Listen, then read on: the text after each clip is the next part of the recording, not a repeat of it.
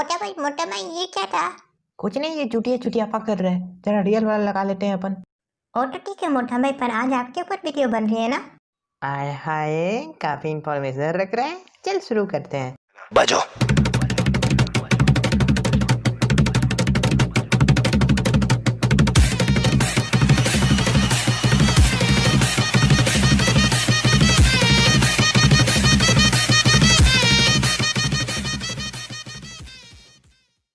YouTube की इस बेरहम दुनिया में आप विभिन्न प्रकार के वीडियोस देखते हैं, पर क्या आपने कभी सोचा है कि the must with the mouth यानी कि हमारे चमत्कारी जवान वाले डेडपूल भैया के कितने धमाकेदार विलन्स हैं? वेल, इसीलिए आज मैं इस वीडियो को लेकर के आया हूँ top 10 most powerful villains of Deadpool.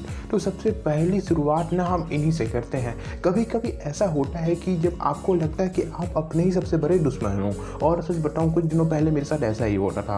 मतलब ऐसा लग रहा था कि सबसे बड़ा दुश्मन ना कोई और है ही नहीं मेरा, मैं खुद ही हूँ। और सच बताऊं तो लगभग डेडपूल हमेशा इसी तरीके की सिचुएशन में फंसा रहता है जहाँ पर वो खुद अपना सबसे बड़ा दुश्मन होता है। वेल, मैं अपने पूल भैया से मिलाऊंगा आपको। दो हैं, एक सर कटे हुए और एक छोटे से। उनको दोनों को मैं बनाया हूँ घर में, वो अलग बात है।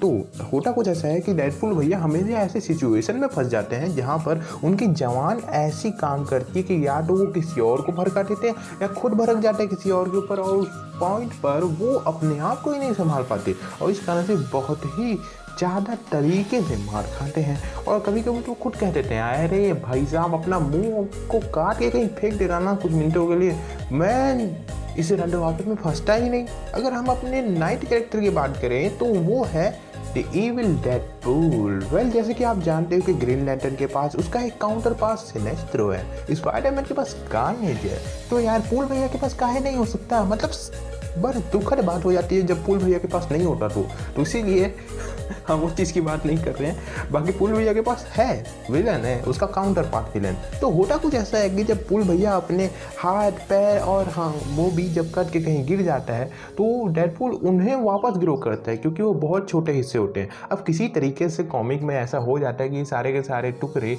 धीरे धीरे करके कनेक्ट हो जाते हैं। अब इस कारण से एक नया और अनंत काल तक जीने वाला कैरेक्टर पैदा हो जाता है जिसे हम कहते हैं इविल डेडपूल।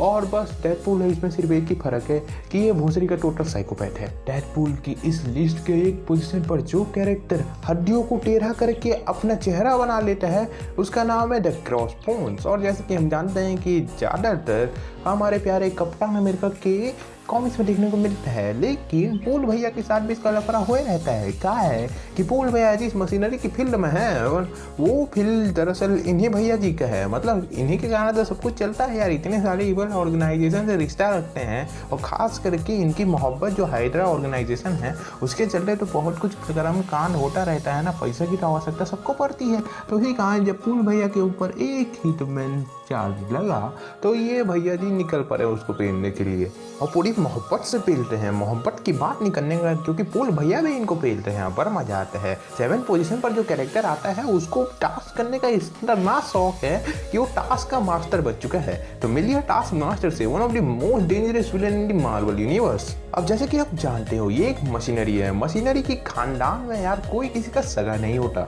और ये तो भाई अपने बाप का भी सौतेला निकला, क्योंकि इसके पास कुछ ऐसी स्पेसिफिक एबिलिटी है जो कि ये किसी की भी फाइटिंग स्टाइल, फाइटिंग वे और न जाने कौन सी स्पेसिफिक तकनीक को कुछ ही समय में मिमिक और साथ में कॉपी भी कर सकता है। आप लड़ते रहोगे इससे और आपको पता ही नहीं चलेगा आपका ही मुटका आपको लग गया आकर के।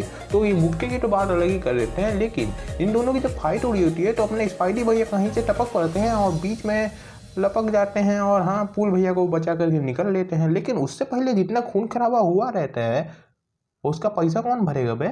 अब जैसे कि आप जानते हैं मार्वल यूनिवर्स बहुत ही पुराने यूनिवर्सेस में गिना जाता है, तो इस कारण से यहाँ पर इतने कर्म कांड होते हैं कि आप सोच भी नहीं सकते क्या क्या हो सकता है यहाँ पर। वेल, कुछ बंदे सोच सकते हैं क्योंकि उनका दिमाग अलग लेवल पे चलता है। वेल, तो हमारे इस 6th पोजीशन पर जो कैरेक्टर आता है वो बंदर इतने शॉट मारता है कि उसका नाम ही हिटमंकी है। तो एक होता है या एक क्लेन है जहाँ पर कुछ स्पेसिफिक जीवों को ट्रेन किया जाता है, तो उसी क्लेन में से एक में ये मंकी बहुत ही धांसू असैसिन की ट्रेनिंग लेकर के आता है। अब क्योंकि बेमतलब की लड़ाई में पूल भैया अपना जूतल पहले घुसाते हैं तो भिड़ गए हिट मंकी के साथ। और यार ऑब्वियसली स्पाइडी भैया आकर के दोनों की लड़ाई शुरुआते हैं और कहते हैं कहाँ नॉनसेंस करा था वो, यार इधर मन देख बे टोका टोला अच्छा समझ बे।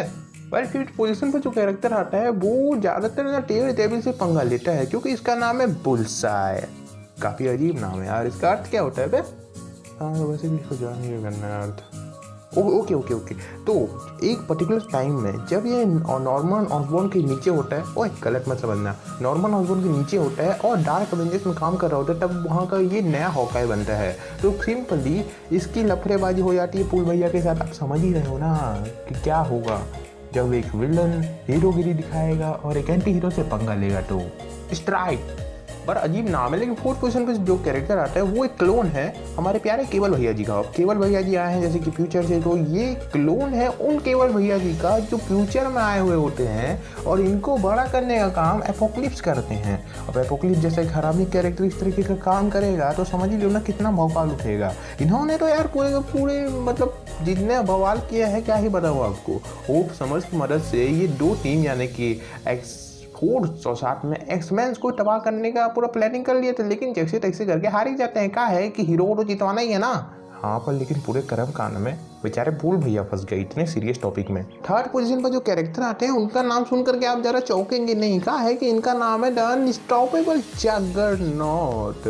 हाँ जैसे कि डेडपूल 2 में हमने देखा है कि जगरनॉट किस तरीके से डेडपूल को चीर देता है 2 हिस्सों में, उसके बाद उसके दोनों से लेकर के पैर तक बहुत छोटे छोटे हो जाते हैं। वेल एनीवे, तो एक बार होता कुछ ऐसा है कि किसी ने फिर से डेडपूल भैया के ऊपर 20 मिलियंस का इनाम रख दिया। अब कई सारे विलन्स इनको दौड़ने के लिए आ जाते हैं इनको मारने के लिए, और ऊपर से सबसे पहला नाम आता है अनस्टॉपेबल जगन्नाथ का। और वैसे भी जिस चीज़ से कर कुड़ी के फूल भैया इससे बचते हैं और इनके मुंह में सीमेंट भर देते हैं।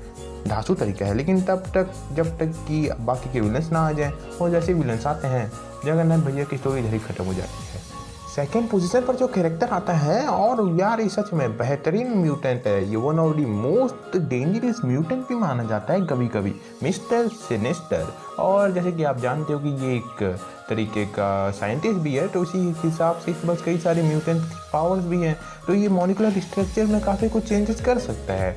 एनीवे, तो जहाँ तक हम जानते हैं अब अगर हम पहुँच चुके हैं इस पूरे लिस्ट के टॉप पोजीशन पर, और टॉप पोजीशन पर कोई ऐसा वैसा कैरेक्टर नहीं आता है। स्वयं वो नहीं यार, स्वयं मैं टाइटन थैनोस, पागल भोसड़ी वाला टाइटन का वासी। तो ये हमारे प्यारे थैनोस भैया जी कैसे आए यहाँ पर यार? ऐसे ही जाकर के पकड़ होने देता है। जैसे कि मैंने कहा था शुरुआत में, मोहब्बत और इश्क इन सब में सब कुछ जायज़ होता है। तो होता कुछ ऐसा है कि इनकी लफड़ेबाजी इसीलिए होती है क्योंकि लव ट्रायंगल बन जाता है यार, बहुत ही बेहतरीन ट्रायंगल बनता है। The living embodiment of death को मोहब्बत हो जाती है पूल भैया से, और पूल भैया को तो यार सब चलती है। तो इसीलिए थैनोस भैया का काफ़ी लफड़ेबाजी चलता है यार पूल भैया के साथ। अब इसीलिए ऐसे ही थोड़ी ना कहते हैं इसको the most famous love triangle.